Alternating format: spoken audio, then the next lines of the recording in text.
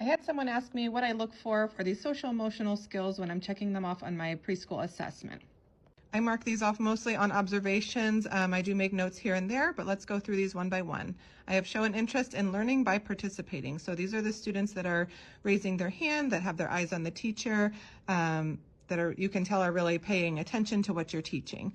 Now the students that are flip-flopping their body or talking to the friends next to them, or rarely give you eye contact, that's probably going to be a no or a sometimes. Attempts to resolve conflicts. This is something that's very rare right at the beginning of preschool. So a lot of times this is sometimes, but we do have the ones that do not share, that are always getting in fights with their friends, and I will mark no on that, because if you're not seeing it, it's important that those parents do know that.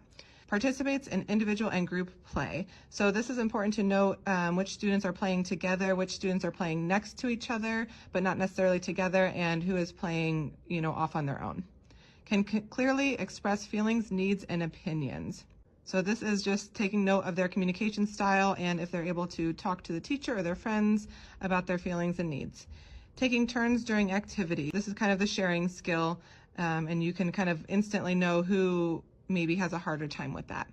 Can sit appropriately at the carpet. So this means for 3-year-olds, it's a very short amount of time, but it means can they pay attention for 5 minutes or so, sitting and listening to a teacher or a speaker. And this can be even like sitting appropriately for like the interactive lesson plans. My students aren't sitting and just listening to me talk. I always have them involved in the lessons, and are they sitting and paying attention? And follows directions. This is one of the most important ones. It's so important that they can follow 1 to 2 step directions at this age.